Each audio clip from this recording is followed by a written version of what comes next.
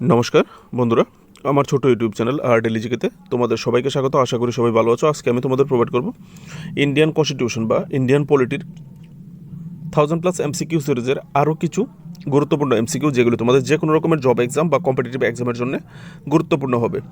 বিভিন্ন সময়ে আলাদা আলাদা কম্পিটিটিভ এক্সামে দেশের জিজ্ঞেস করা হয়েছে কোশ্চেনগুলি। ভিডিও ভালো লাগলে অবশ্যই একটা লাইক দিও, আর যদি বন্ধুবান্ধব থাকে, আত্মীয় স্বজন ক্লোজ, অবশ্যই শেয়ার করবে ভিডিওটা। যদি পারো চ্যানেলটাকে সাবস্ক্রাইব করে একটু সাপোর্ট করে দিও।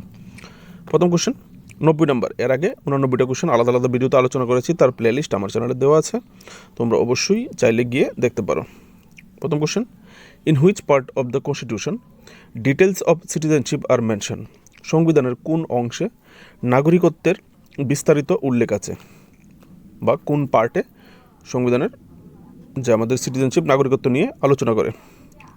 কম্বাইন্ড ডিফেন্স সার্ভিস এক্সাম 2008 একবার কোশ্চেনটা জিজ্ঞেস করা হয়েছিল। আনসারটা হবে পার্ট 2। ঠিক আছে, ভারতীয় সংবিধানের পার্ট 2তে আমাদের নাগরিকত্ব নিয়ে আলোচনা করে। আর যদি আর্টিকেল জিজ্ঞেস করা হয়, তাহলে আর্টিকেল হচ্ছে 5 থেকে 11 অনুচ্ছেদে পাওয়া যাবে।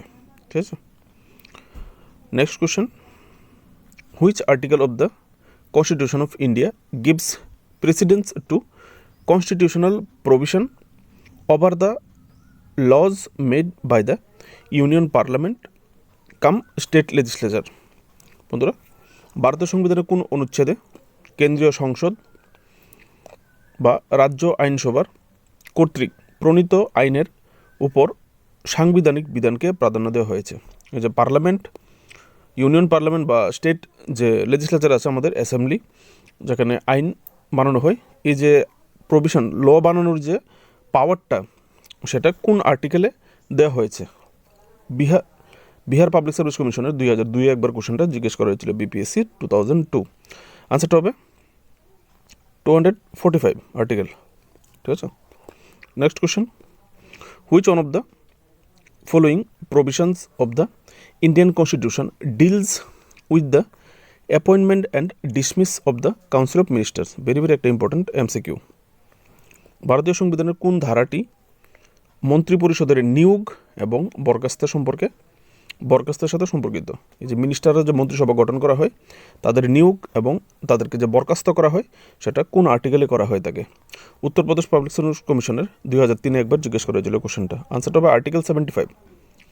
তো মিনিস্টার্স অ্যাপয়েন্টমেন্ট আর মিনিস্টার সাসপেন্ডেড বিষয়টা হচ্ছে আর্টিকেল 75-এ বর্ণিত, এতটুকু মনে রেখে দিলেই হবে। ঠিক আছে, next question, for distribution of power between the union and the states, the constitution of India introduced 3 lists.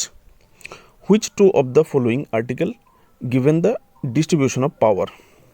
এখানে জিজ্ঞেস করেছে ভারতীয় সংবিধানের কেন্দ্র ও রাজ্যগুলির মধ্যে ক্ষমতা বন্টনের জন্য 3টি তালিকা প্রত্যাবর্তন করা হয়েছে।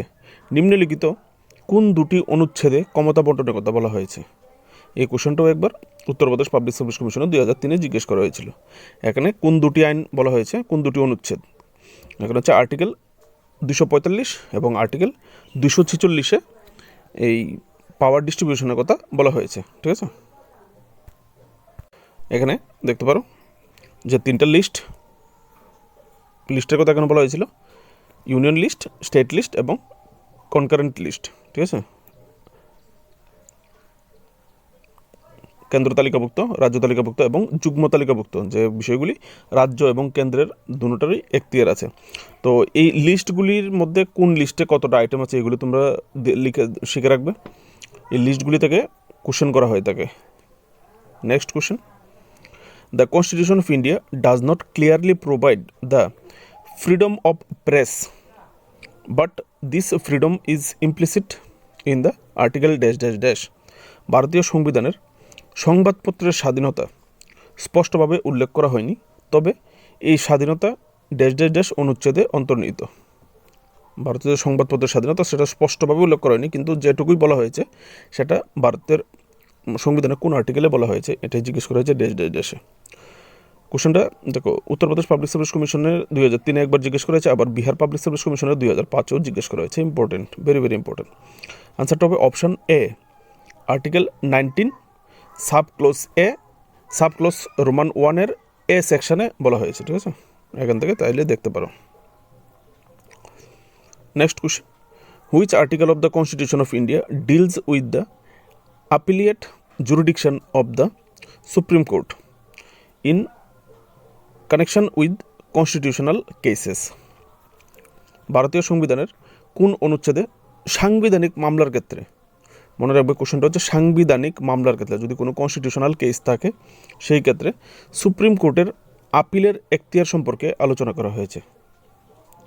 ভারতীয় সংবিধানের কোন অনুচ্ছেদে সাংবিধানিক মামলার ক্ষেত্রে, মনে রাখবে সাংবিধানিক মামলা, এই যদি কনস্টিটিউশনাল কেসেস ওয়ার্ডটা ইউজ না করা হয় তাহলে কোশ্চেনের আনসারটা কিন্তু আরেক রকম হয়ে যাবে। কনস্টিটিউশনাল কেসেস রিলেটেড যদি বলা হয় সুপ্রিম কোর্টের আপিলের এখতিয়ার সম্পর্কে আলোচনা করেছে তাহলে আনসারটা হবে option C, article 132 read with article 134A। Article 132-এর সঙ্গে সঙ্গে 134-এরও সাহায্য লাগবে, ঠিক আছে। ইউপিপিএসসি 2004-এ কোশ্চেনটা জিজ্ঞেস করা হয়েছিল, ঠিক আছে। আর যদি এখানে এই কনস্টিটিউশনাল কেসেস ওয়ার্ডটা না থাকে, অন্য কোনো বিষয় থাকে, appellate jurisdiction of the supreme court, তাহলে কিন্তু আনসারটা হবে 132।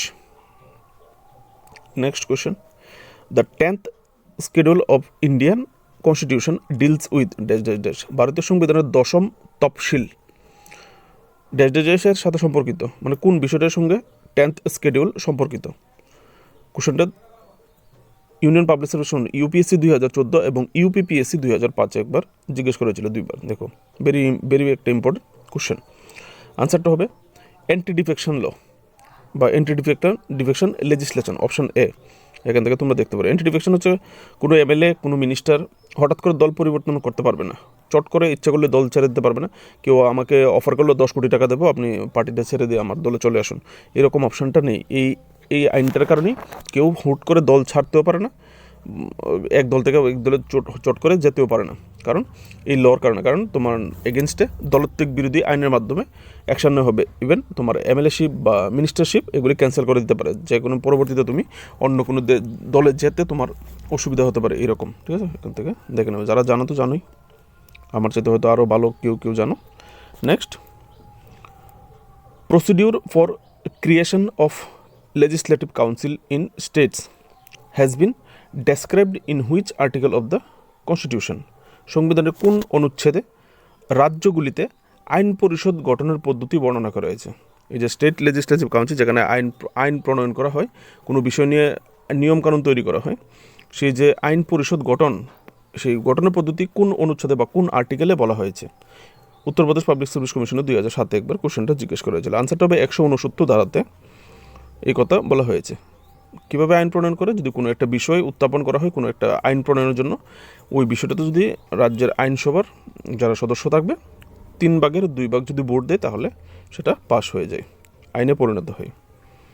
Next question, functions to be assigned to panchayats by 73rd amendment of the constitution are mentioned in dash dash dash. সংবিধানের 73তম সংশোধনীর মাধ্যমে পঞ্চায়েতগুলিতে যে কার্যাবলী প্রদান করা হবে তা ড্যাশ ড্যাশ ড্যাশ এ উল্লেখ করা হয়েছে।